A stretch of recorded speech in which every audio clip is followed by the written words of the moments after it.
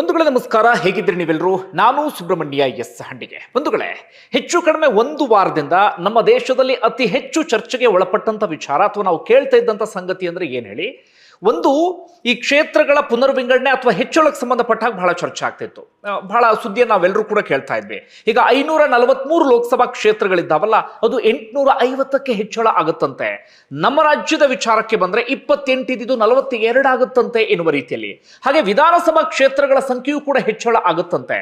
ನಮ್ಮ ರಾಜ್ಯದಲ್ಲಿ 224 ಇದೆಯಲ್ಲ, ಅದು 336 ಆಗುತ್ತಂತೆ ಎನ್ನುವ ರೀತಿಯಲ್ಲಿ ಚರ್ಚೆ ನಡೀತಾ ಇತ್ತು. ಮತ್ತೊಂದು ಕಡೆಯಿಂದ ನಡೀತಾ ಇದ್ದಂತ ಚರ್ಚೆ ಏನಪ್ಪಾ ಅಂದ್ರೆ, ಮಹಿಳೆಯರಿಗೆ ಹೆಚ್ಚಿನ ಮೀಸಲಾತಿ ಸಿಗುತ್ತೆ ಇದರಲ್ಲಿ ಅಂತ ಹೇಳಿ. ಅಂದ್ರೆ 100 ಸಂಸದರು ಅಥವಾ 100 ಶಾಸಕರಿದ್ರೆ 33 ಜನ ಮಹಿಳಾ ಸಂಸದರು ಅಥವಾ ಶಾಸಕರಿಗೆ ಅವಕಾಶ ಸಿಗುತ್ತಂತೆ ಎನ್ನುವ ರೀತಿಯಲ್ಲಿ ಚರ್ಚೆ ಆಗ್ತಿತ್ತು. ಮತ್ತೊಂದು ಕಡೆಯಿಂದ ದಕ್ಷಿಣ ರಾಜ್ಯಗಳಿಗೆ ಏನೋ ಅನ್ಯಾಯ ಆಗುತ್ತಂತೆ ಎನ್ನುವ ರೀತಿಯಲ್ಲಿ ಕೂಡ ನಾವು ಮಾತನಾಡ್ತಾ ಇದ್ವಿ. ಅದೇ ರೀತಿಯಾಗಿ ಬಿಜೆಪಿ ನಿರಂತರವಾಗಿ ಚುನಾವಣೆಯನ್ನ ಗೆಲ್ಲೋದಿಕ್ಕೆ ಏನೋ ತಂತ್ರವನ್ನ ಹೂಡ್ತಿದೆ, ಈ ರೀತಿಯಲ್ಲೂ ಕೂಡ ಒಂದಷ್ಟು ಚರ್ಚೆಗಳೆಲ್ಲವೂ ಕೂಡ ನಡೀತಾ ಇತ್ತು. ಇವತ್ತು ಹೆಚ್ಚು ಕಡಿಮೆ ಆ ಚರ್ಚೆ ಇನ್ನಷ್ಟು ಪೀಕ್ಗೆ ಹೋಗಿತ್ತು. ಕಾರಣ ಏನಪ್ಪಾ ಅಂದ್ರೆ, ಇವತ್ತು ಸಂಜೆಯ ಸುಮಾರಿಗೆ ಅದೇ ವಿಚಾರಕ್ಕೆ ಸಂಬಂಧಪಟ್ಟ ಹಾಗೆ ಮತದಾನ ಇತ್ತು. ಅಂತಿಮವಾಗಿ ಮತದಾನವೂ ಕೂಡ ನಡೆಯಿತು. ಕೇಂದ್ರ ಸರ್ಕಾರಕ್ಕೆ ಆ ಮತದಾನದಲ್ಲಿ ಸೋಲು ಕೂಡ ಆಯಿತು. ಪ್ರಧಾನಿ ನರೇಂದ್ರ ಮೋದಿಯ ಕನಸು ಒಂದು ಹಂತಕ್ಕೆ ಭಗ್ನ ಆಯಿತು ಅಂದ್ರೂ ಕೂಡ ತಪ್ಪಾಗ್ಲಿಕ್ಕಿಲ್ಲ. ವಿಚಾರ ಇಷ್ಟೇ. ನಿಮ್ಮೆಲ್ಲರಿಗೂ ಕೂಡ ಗೊತ್ತಿರುವ ಹಾಗೆ ಮಹಿಳಾ ಮೀಸಲಾತಿಗೆ ಸಂಬಂಧಪಟ್ಟ ಬಹಳ ದಿನಗಳಿಂದ ಚರ್ಚೆ ಆಗ್ತಾ ಇದೆ.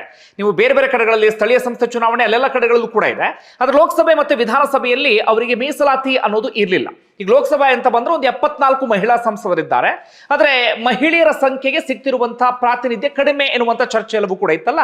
ಹೀಗಾಗಿ ಮಹಿಳೆಯರಿಗೆ ಮೀಸಲಾತಿ ಕೊಡಬೇಕು ಅಂತ ಹಿಂದಿನಿಂದಲೂ ಕೂಡ ಚರ್ಚೆ ಆಗ್ತಿತ್ತು. ಆದ್ರೆ ಇಲ್ಲಿವರೆಗೂ ಕೂಡ ಅದನ್ನ ಕಾರ್ಯರೂಪಕ್ಕೆ ತರೋದಕ್ಕೆ ಸಾಧ್ಯ ಆಗಲಿಲ್ಲ. ಇದೇ ಸಂದರ್ಭದಲ್ಲಿ ಕೇಂದ್ರ ಸರ್ಕಾರ ಏನ್ ಮಾಡುತ್ತೆ ಅಂದ್ರೆ, ಮಹಿಳೆಯರಿಗೆ 33% ಮೀಸಲಾತಿಯನ್ನ ನಾವು ಈಗಲೇ ಕೊಡ್ತೀವಿ. 33% ಮೀಸಲಾತಿಯನ್ನ ಕೊಡಬೇಕು ಅಂತಾದ್ರೆ, ಈಗ ಬರೀ 543 ಕ್ಷೇತ್ರಗಳಿದ್ರೆ ಸಾಕಾಗೋದಿಲ್ಲ. ಅಷ್ಟೇ ಇದ್ರೆ ಅಲ್ಲಿ ಪುರುಷರ ಪ್ರಾತಿನಿಧ್ಯ ಕಡಿಮೆ ಆಗ್ಬಿಡುತ್ತೆ, ಬಹುತೇಕರು ಮಹಿಳೆಯರು ಹೋಗ್ಬಿಡ್ತಾರೆ. ಹೀಗಾಗಿ ಲೋಕಸಭಾ ಕ್ಷೇತ್ರಗಳ ಸಂಖ್ಯೆಯನ್ನು ಕೂಡ ನಾವು ಹೆಚ್ಚಳ ಮಾಡ್ತೀವಿ ಅಂತ ಹೇಳಿ ಕೇಂದ್ರ ಸರ್ಕಾರ ಹೇಳುತ್ತೆ. ಅಂದ್ರೆ ಲೋಕಸಭಾ ಕ್ಷೇತ್ರಗಳ ಹೆಚ್ಚಳ ಅಂದ್ರೆ ಕ್ಷೇತ್ರಗಳ ಪುನರ್ವಿಂಗಡಣೆ ಆಗುತ್ತೆ ಎನ್ನುವ ರೀತಿಯಲ್ಲಿ. ಹಿಂದೆಲ್ಲ ಪುನರ್ವಿಂಗಡಣೆ ಆಗಿದೆ, ಕ್ಷೇತ್ರಗಳ ಸಂಖ್ಯೆ 76 ನಂತರ ಹೆಚ್ಚಳ ಆಗಿರ್ಲಿಲ್ಲ. ಆದ್ರೆ ಈಗ ಅದನ್ನು ಹೆಚ್ಚಳ ಮಾಡೋದಿಕ್ಕೆ ಹೊರಟಿದ್ರು. ಯಾವಾಗ ಕೇಂದ್ರ ಸರ್ಕಾರ ಅದನ್ನ ಪ್ರಸ್ತಾಪ ಮಾಡುತ್ತೋ ಅದಕ್ಕೆ ತೀವ್ರ ವಿರೋಧ ವ್ಯಕ್ತವಾಗುತ್ತೆ. ಅದಕ್ಕೆ ಪ್ರಮುಖವಾದಂತ ಕಾರಣ ಅಂದ್ರೆ, ನಾನು ಮುಂದೆ ಅದನ್ನ ಎಕ್ಸ್ಪ್ಲೇನ್ ಮಾಡ್ತಾ ಹೋಗ್ತೀನಿ. ಚುಟುಕಾಗಿ ಹೇಳೋದಾದ್ರೆ, ದಕ್ಷಿಣದ ರಾಜ್ಯಗಳಿಗೆ ಅನ್ಯಾಯ ಆಗುತ್ತೆ ಎನ್ನುವ ರೀತಿಯಲ್ಲಿ. ಈಗ 2011ರ ಜನಗಣತಿ ಆಧಾರದ ಮೇಲೆ ಆಗ್ಬೇಕೀಗ. ಆದ್ರೆ ಯಾಕಂದ್ರೆ ಈಗ ಜನಗಣತಿ ಈಗ ತಾನೇ ಶುರುವಾಗಿದೆ, ಅದು ವರದಿ ಬರೋದಕ್ಕೆ 2027 ಬೇಕಾಗತ್ತೆ. ಈಗ ಜನಗಣತಿ ಆದ ನಂತರ ಕ್ಷೇತ್ರ ಪುನರ್ವಿಂಗಡಣೆ ಆಗಿದ್ರೆ ಇಷ್ಟು ವಿರೋಧ ವ್ಯಕ್ತವಾಗ್ತಿತ್ತು ಏನೋ ಗೊತ್ತಿಲ್ಲ ನನಗೆ. ಆದ್ರೆ ಈಗ 2011ರ ಜನಗಣತಿ ಆಧಾರದ ಮೇಲೆ ಕ್ಷೇತ್ರ ಪುನರ್ವಿಂಗಡಣೆಗೆ ಇವರು ಹೊರಟಿದ್ರು ಎನ್ನುವಂತ ಚರ್ಚೆಯೂ ಕೂಡ ಇತ್ತು. ಆ ಪ್ರಕಾರವಾಗಿ ನೋಡಿದ್ರೆ ಉತ್ತರದ ರಾಜ್ಯಗಳಲ್ಲಿ ಜನಸಂಖ್ಯೆ ಜಾಸ್ತಿ ಇದೆ, ಅವರು ಜನಸಂಖ್ಯೆ ನಿಯಂತ್ರಣ ಮಾಡಲಿಲ್ಲ. ಆದ್ರೆ ಯಾವಾಗ ಜನಸಂಖ್ಯೆ ನಿಯಂತ್ರಣ ಮಾಡಬೇಕು ಅಂದ್ರೆ ನಾವು ದಕ್ಷಿಣದವ್ರು ಕಡಿಮೆ ಮಾಡಿಬಿಟ್ಟಿದ್ದೇವೆ. ಜನಸಂಖ್ಯೆ ಆಧಾರದ ಮೇಲೆ ಆದ್ರೆ ನಮಗೆ ಸಿಗುವಂತ ಲೋಕಸಭಾ ಕ್ಷೇತ್ರಗಳ ಸಂಖ್ಯೆ ಕಡಿಮೆ ಆಗುತ್ತೆ, ನಮಗೆ ಪ್ರಾತಿನಿಧ್ಯವೂ ಕೂಡ ಕಡಿಮೆ ಆಗುತ್ತೆ ಅನ್ನುವಂಥ ಚರ್ಚೆ ಇತ್ತು. ಹಾಗಾದಕ್ಕೆ ಕೇಂದ್ರ ಕೊಟ್ಟಿರೋ ಸ್ಪಷ್ಟ ಏನಪ್ಪಾ ಅಂದ್ರೆ, ನಾವು ಜನಸಂಖ್ಯೆ ಆಧಾರದ ಮೇಲೆ ಮಾಡೋದಿಲ್ಲ, 50% ಜಾಸ್ತಿ ಮಾಡ್ತಾ ಹೋಗ್ತೀವಿ ಅಂತ. ಉದಾಹರಣೆಗೆ ಈ ಕರ್ನಾಟಕ ಅಂತ ತೆಗೆದುಕೊಂಡ್ರೆ ನಮ್ದು 28 ಇದೆಯಲ್ಲ, 50% ಅಂದ್ರೆ 14 ಆಗತ್ತೆ. 28 + 14 42 ಆಗತ್ತೆ. ಈಗ ಉತ್ತರ ಪ್ರದೇಶ ಅಂತ ತಗೊಂಡ್ರೆ 80 ಇದ್ದಾರೆ ಅವರು, 50% ಅಂದ್ರೆ 40, 80 + 40 120 ಆಗುತ್ತೆ. ಆ ರೀತಿಯಲ್ಲಿ ಅಂತ ಕೇಂದ್ರ ಸರ್ಕಾರ ಹೇಳಿತ್ತು. ಒಟ್ಟಾರೆ ಅದಕ್ಕೆ ಸಂಬಂಧಪಟ್ಟ ಬಹಳ ಚರ್ಚೆ ಆಗ್ತಿತ್ತು. ಇವತ್ತು ಕೂಡ ರಾಹುಲ್ ಗಾಂಧಿ ಮಾತನಾಡಿದ್ರು, ಕೇಂದ್ರ ಗೃಹ ಸಚಿವರಾಗಿರುವಂತಹ ಅಮಿತ್ ಶಾ ಕೂಡ ಮಾತನಾಡಿದ್ರು. ಸುದೀರ್ಘವಾಗಿ ಅವರವರ ವಾದ ಸಮರ್ಥನೆ ಎಲ್ಲವನ್ನೂ ಕೂಡ ಮುಂದಿಟ್ರು. ಅಂತಿಮವಾಗಿ ಮಹಿಳಾ ಮೀಸಲು ಮಸೂದೆಯನ್ನ ಮತದಾನಕ್ಕೆ ಹಾಕಲಾಯಿತು. ಒಟ್ಟಾರೆಗೆ 528 ಸದಸ್ಯರು ಆ ಸಂದರ್ಭದಲ್ಲಿ ಸದನದಲ್ಲಿ ಇದ್ದರು. ಇದು ಸಾಂವಿಧಾನಿಕ ತಿದ್ದುಪಡಿ ಆದಂತ ಕಾರಣಕ್ಕಾಗಿ 2/3 ಮೆಜಾರಿಟಿ ಬೇಕಾಗಿತ್ತು, 3/2 ಮೆಜಾರಿಟಿ ಬೇಕಾಗಿತ್ತು. ಅಂದ್ರೆ 352 ಮತ ಬೇಕಾಗಿತ್ತು. ಆದ್ರೆ ಮಸೂದೆಯ ಪರವಾಗಿ 298 ಮತ ಚಲಾವಣೆ ಆದ್ರೆ, ಮಸೂದೆಯ ವಿರುದ್ಧವಾಗಿ 230 ಚಲಾವಣೆ ಆಯಿತು. ಅಂದ್ರೆ 54 ಮತಗಳಿಂದ ಮಸೂದೆ ಸೋಲನ್ನ ಕಾಣ್ತು. ಮಹಿಳಾ ಮೀಸಲು ಮಸೂದೆ ಸೋಲನ್ನ ಕಾಣ್ತಿದ್ದ ಹಾಗೆ ಇನ್ನೊಂದು 2 ಇದ್ವಲ್ಲ, ಕ್ಷೇತ್ರ ಪುನರ್ವಿಂಗಡಣೆ, ಕ್ಷೇತ್ರಗಳ ಹೆಚ್ಚಳ, ಅವುಗಳನ್ನ ಮಂಡನೆ ಮಾಡ್ಲಿಕ್ಕೆ ಹೋಗ್ಲಿಲ್ಲ. ಯಾಕಂದ್ರೆ ಅವೆಲ್ಲವೂ ಕೂಡ ಆಂತರಿಕವಾಗಿ ಬೆಸೆದುಕೊಂಡಿದ್ದವರು. ಒಂದು ಸೋಲಾಯ್ತು ಅಂದ್ರೆ ಎಲ್ಲದಕ್ಕೂ ಕೂಡ ಸೋಲಾದ ರೀತಿಯಲ್ಲಿ ಅರ್ಥ. ಹೀಗಾಗಿ ಅದನ್ನ ಯಾವುದನ್ನು ಕೂಡ ಮಂಡನೆ ಮಾಡಕ್ ಹೋಗಿಲ್ಲ. ಅಲ್ಲಿಗೆ ಮಹಿಳಾ ಮೀಸಲು ಅನ್ನೋದು ಸೋಲಾಯ್ತು. ವಿಪಕ್ಷಗಳು ಹೇಳ್ತಾ ಇರೋದೇನು, ಮಹಿಳೆಯರಿಗೆ ಮೀಸಲಾತಿ ಕೊಡೋದಕ್ಕೆ ನಮ್ ವಿರೋಧ ಇಲ್ಲ, 543ರಲ್ಲೇ ನೀವು ಮೀಸಲಾತಿಯನ್ನ ಕೊಟ್ಕೊಳ್ಳಿ. ಆದ್ರೆ ಕ್ಷೇತ್ರಗಳ ಪುನರ್ವಿಂಗಡಣೆ ಅಂದಾಗ ಇದರ ಹಿಂದ್ಗಡೆ ನಿಮ್ದೇನೋ ಕುತಂತ್ರ ಇದೆ ಎನ್ನುವ ರೀತಿಯಲ್ಲಿ ವಿಪಕ್ಷಗಳು ಹೇಳಿದ್ದು. ಅದೇ ಪ್ರಕಾರವಾಗಿ ವಿಪಕ್ಷಗಳು ಇದೀಗ ಸೋಲ್ಸದು. ಆದ್ರೆ ಕೇಂದ್ರ ಸರ್ಕಾರ ಇದರ ಹಿಂದೆ ಇನ್ನೊಂದು ಪ್ಲಾನ್ ಅನ್ನು ಕೂಡ ಮಾಡಿತ್ತು. ಆ ಕಾರಣಕ್ಕಾಗಿ ನಿನ್ನೆ ಪ್ರಿಯಾಂಕಾ ಗಾಂಧಿ ಅಮಿತ್ ಶಾ ಒಂದು ಮಾತನ್ನು ಹೇಳಿದ್ರು, ಚಾಣಕ್ಯ ಏನಾದ್ರೂ ಬದುಕಿದ್ರೆ ನಿಮ್ಮ ಕುತಂತ್ರ ಅಥವಾ ತಂತ್ರವನ್ನ ನೋಡಿ ಅವರೇ ಆಶ್ಚರ್ಯಚಕಿತಗೊಳ್ತಿದ್ರು ಅಂತ ಹೇಳಿ. ಈ ಕೇಂದ್ರ ಸರ್ಕಾರ ಏನ್ ಮಾಡುತ್ತೆ ಹೇಳಿ, ತಮಿಳುನಾಡು ಪಶ್ಚಿಮ ಬಂಗಾಳ ಚುನಾವಣೆ ಇದೆಯಲ್ಲ, ಹೋದರೆಲ್ಲ ಹೇಳ್ಕೊಂಡು ಬರ್ತಾರೆ, ನಾವು ಮಹಿಳೆಯರಿಗೆ ಮೀಸಲಾತಿ ಕೊಡೋಕೆ ಹೊರಟು ವಿಪಕ್ಷದವ್ರು ಬಿಡ್ಲಿಲ್ಲ ನೋಡಿ ಅಂತ ಹೇಳಿ. ಸಹಜವಾಗಿ ಇದು ಬಿಜೆಪಿಗೆ ರಾಜಕೀಯ ಲಾಭ ಆಗುವ ರೀತಿಯಲ್ಲೂ ಕೂಡ ಕಾಣಿಸ್ತಾ ಇದೆ. ಹಾಗಾದ್ರೆ ಏನು ಚರ್ಚೆ ಆಗ್ತಿದ್ದೇನು, ವಿಪಕ್ಷಗಳ ವಿರೋಧಕ್ಕೆ ಪ್ರಮುಖವಾದಂಥ ಕಾರಣ ಏನು, ಒಟ್ಟಾರೆಗೆ ಇದರ ಹಿಸ್ಟ್ರಿ ಏನು, ಅದನ್ನು ಕೂಡ ನೀವೀಗ ಗಮನಿಸ್ತಾ ಹೋಗಿ. ಏನು ವಿರೋಧ ಅನ್ನೋದನ್ನು ಕೂಡ ನಾವು ಗಮನಿಸ್ತಾ ಹೋಗೋಣ. ಬಂಧುಗಳೇ, ಒಟ್ಟಾರೆಯಾಗಿ 3 ಮಸೂದೆಗಳನ್ನ ಮಂಡನೆ ಮಾಡ್ತಾ ಇದ್ದಾರೆ. ಒಟ್ಟಾರೆ ಆಶಯ ಏನು ಅಂತಾದ್ರೆ ಮಹಿಳಾ ಮೀಸಲಾತಿಯನ್ನ 33% ಹೆಚ್ಚಳ ಮಾಡಬೇಕು ಅಂತ. ಪ್ರಪ್ರಥಮ ಬಾರಿಗೆ ಇವರು ಪ್ರಯತ್ನ ಪಡ್ತಾ ಇದ್ದಾರಾ? ಇಲ್ಲ. ಹಿಂದಿನ ಸರ್ಕಾರಗಳು ಕೂಡ ಬೇರೆ ಬೇರೆ ಸಂದರ್ಭದಲ್ಲಿ ಪ್ರಯತ್ನವನ್ನ ಪಟ್ಟಿದ್ದಾರೆ, ಆದ್ರೆ ಇಲ್ಲಿವರೆಗೂ ಕೂಡ ಅದು ಕಾರ್ಯರೂಪಕ್ಕೆ ಬರೋದಕ್ಕೆ ಸಾಧ್ಯ ಆಗಿಲ್ಲ.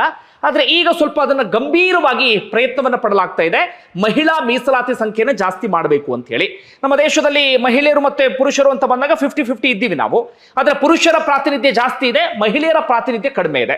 ಈಗಲೇ ನಾವು ತೆಗೆದುಕೊಂಡ್ರೆ 74 ಸಂಸದರು ಮಾತ್ರ ಇದ್ದಾರೆ, ಮಹಿಳಾ ಸಂಸದರು.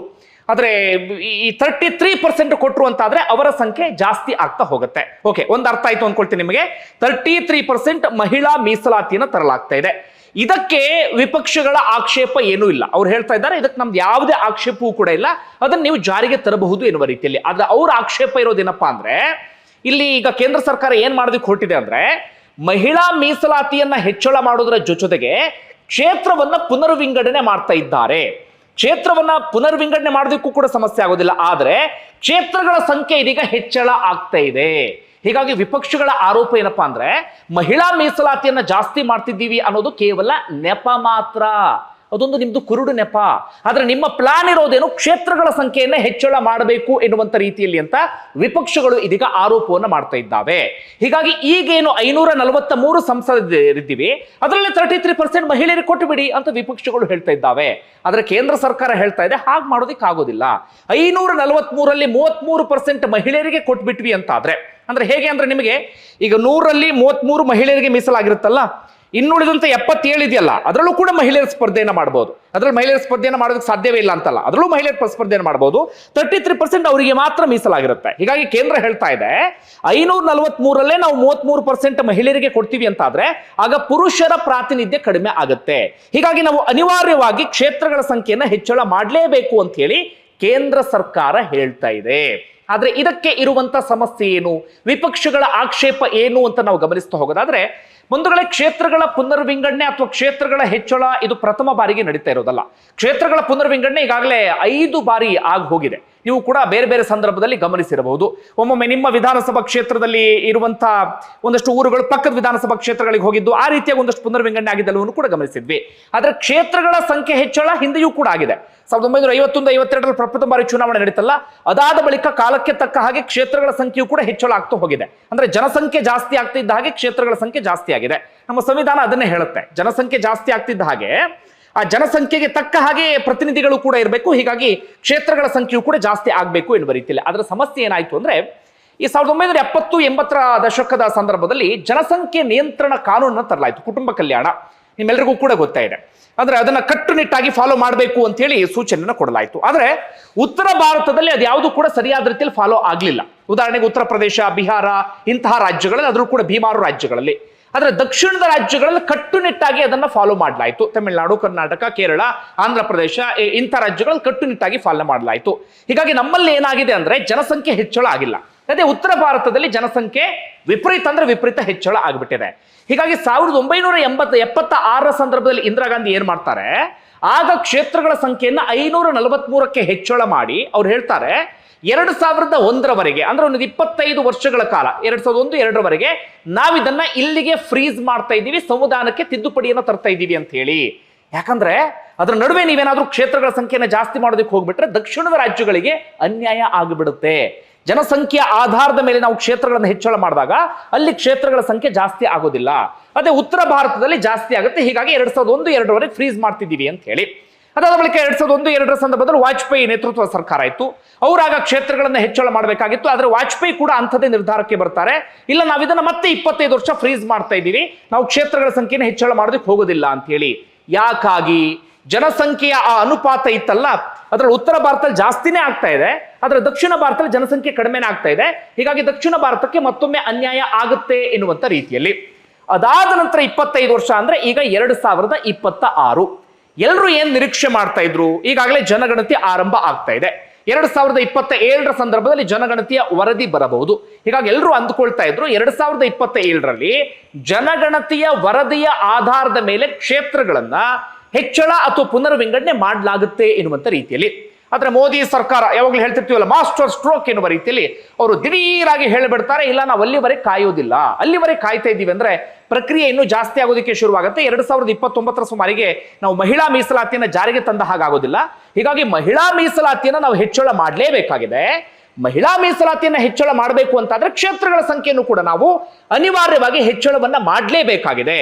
ಹೀಗಾಗಿ ನಾವು ಈಗಲೇ ಸಂಸತ್ ಅಧಿವೇಶನವನ್ನ ಕರಿತಾ ಇದ್ದೀವಿ, ಮಂಡನೆ ಮಾಡ್ತಾ ಇದ್ದೀವಿ, ಚರ್ಚೆ ಮಾಡ್ತೀವಿ, ಕಾನೂನನ್ನ ಜಾರಿಗೆ ತರ್ತೀವಿ ಅಂತ ಹೇಳಿ ಕೇಂದ್ರ ಸರ್ಕಾರ ಹೇಳ್ತಾ ಇದೆ. ನಿಮಗೆ ಇಲ್ಲಿವರೆಗೆ ಕ್ಲೀನ್ ಆಗಿ ಅರ್ಥ ಆಯಿತು ಅಂತ ನಾನು ಅಂದ್ಕೊಳ್ತೀನಿ. ಈಗ ಹಾಗಾದ್ರೆ ವಿಪಕ್ಷಗಳ ಆಕ್ಷೇಪ ಏನು, ವಿಪಕ್ಷಗಳ ಆರೋಪ ಏನು? ಆರೋಪ ನಂಬರ್ 1 ಇದ್ದಿದ್ದೇನು, ಈಗ ಅವ್ರು ಮತ್ತೆ ಅದನ್ನೇ ಹೇಳ್ತಾ ಇದ್ದಾರೆ. ಅಂದ್ರೆ ಲೇಟೆಸ್ಟ್ ಆಗಿ ಜನಗಣತಿ ನಡೆದಿದ್ದು ಯಾವಾಗ? 2011ರ ಸಂದರ್ಭದಲ್ಲಿ. ಈಗ ಕ್ಷೇತ್ರಗಳ ಹೆಚ್ಚಳವನ್ನ ಮಾಡಬೇಕು ಅಂತಾದ್ರೆ ಅಥವಾ ಪುನರ್ವಿಂಗಡಣೆ ಮಾಡಬೇಕು ಅಂತಾದ್ರೆ ಆ ಆಧಾರದ ಮೇಲೆ 2011ರಲ್ಲಿ ಜನಗಣತಿ ಆಗಿತ್ತಲ್ಲ ಅದರ ಆಧಾರದ ಮೇಲೆ ಮಾಡಬೇಕಾಗತ್ತೆ.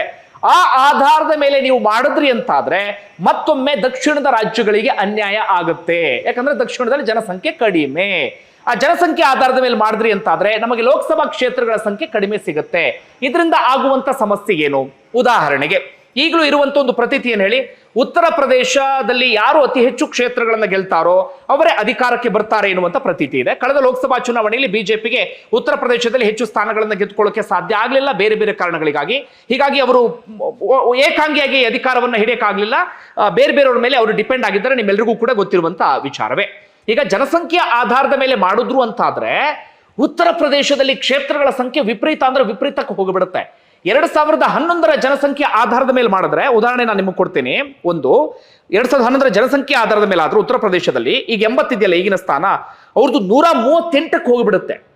80ಇಂದ 138ಕ್ಕೆ ಹೋಗ್ಬಿಡುತ್ತೆ.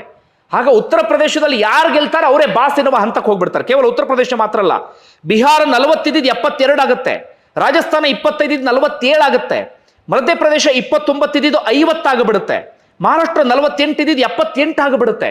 ಜನಸಂಖ್ಯೆಯ ಆಧಾರದ ಮೇಲೆ ಏನಾದರೂ ಈ ರೀತಿಯಾಗಿ ಮಾಡಿಬಿಟ್ರೆ ಆ ಉತ್ತರ ಭಾರತದ ಹಿಂದಿ ಬೆಲ್ಟ್ ಅಂತ ಏನ್ ಕರಿತೀವಿ ಅಲ್ಲೊಂದು 4-5 ರಾಜ್ಯಗಳಲ್ಲಿ ಆರಾಮಾಗಿ ಗೆದ್ಕೊಂಡು ಬಿಟ್ರೆ, 4-5 ರಾಜ್ಯಗಳನ್ನ ಕಾನ್ಸಂಟ್ರೇಷನ್ ಮಾಡಿಬಿಟ್ರೆ ಆರಾಮಾಗಿ ಅಧಿಕಾರಕ್ಕೆ ಬಂದು ಬಿಡಬಹುದು. ಆಗ ಆಗುವಂತ ಸಮಸ್ಯೆ ಏನ್ ಹೇಳಿ, ಅದು ಬಿಜೆಪಿ ಆಗಿರ್ಲಿ ಅಥವಾ ಯಾವುದೇ ಪಕ್ಷ ಆಗಿರ್ಲಿ ದಕ್ಷಿಣದ ಕಡೆಗೆ ಅವರು ಗಮನವನ್ನೇ ಕೊಡೋದಿಲ್ಲ.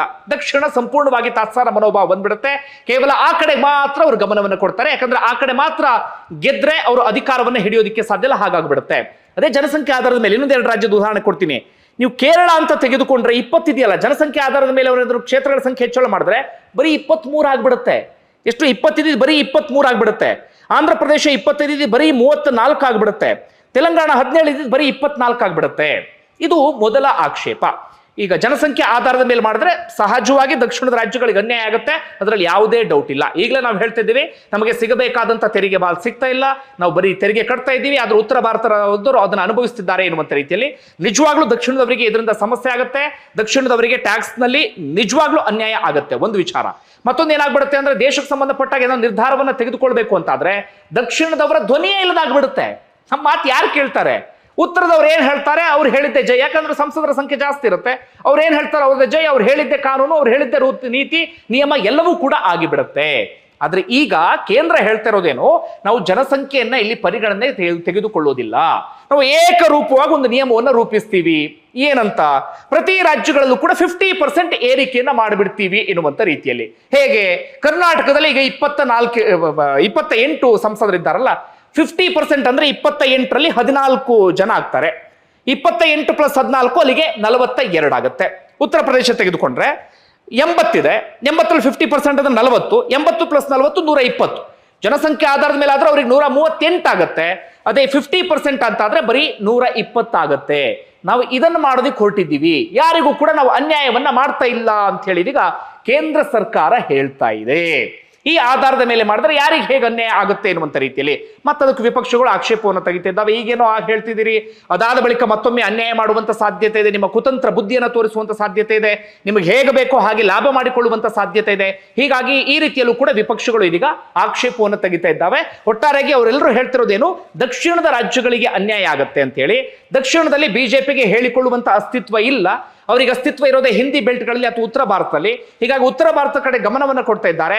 ದಕ್ಷಿಣ ಏನಾದ್ರೂ ಆಗ್ಲಿ ಎನ್ನುವ ರೀತಿಯಲ್ಲಿ ಅವ್ರು ಮಾಡ್ತಿದ್ದಾರೆ ಎನ್ನುವ ರೀತಿಯಲ್ಲಿ ವಿಪಕ್ಷಗಳು ಹೇಳ್ತಾ ಇದ್ದಾವೆ. ನಿಮಗೆಲ್ಲ ನೀಟಾಗಿ ಅರ್ಥ ಆಯ್ತು ಅಂತ ಅನ್ಕೊಳ್ತೀನಿ. ಮಹಿಳಾ ಮೀಸಲು ಅದೇ ರೀತಿಯಾಗಿ ಇದು ಸಂಬಂಧಪಟ್ಟ ಹಾಗೆ. ಅದೇ ರೀತಿಯಾಗಿ ಏನಾದ್ರೂ ಆಯ್ತು ಅಂತ ಆದ್ರೆ 545 ಇದ್ದು 850ಕ್ಕೆ ಹೋಗುತ್ತೆ. 815 ಒಟ್ಟಾರೆಯಾಗಿ ರಾಜ್ಯಗಳಲ್ಲಿ, ಬೇರೆ ಬೇರೆ ರಾಜ್ಯಗಳಲ್ಲಿ, ಇನ್ನುಳಿದಿದ್ದು ಕೇಂದ್ರಾಡಳಿತ ಪ್ರದೇಶದಲ್ಲಿ 35, ಒಟ್ಟಾರೆ 850ಕ್ಕೆ ಹೋಗುತ್ತೆ. ನಮ್ಮ ರಾಜ್ಯ ಅಂತ ಬಂದ್ರೆ 224 ಇದ್ದಿದ್ದು 336ಕ್ಕೆ ಹೆಚ್ಚಳ ಆಗುತ್ತೆ. ಅದು ಬಹುದೊಡ್ಡ ರಾಜಕೀಯ ಬದಲಾವಣೆ ಅಥವಾ ರಾಜಕೀಯ ಚಿತ್ರಣವನ್ನು ಬದಲಿಸುತ್ತೆ ಅಂದ್ರೂ ಕೂಡ ತಪ್ಪಾಗ್ಲಿಕ್ಕಿಲ್ಲ.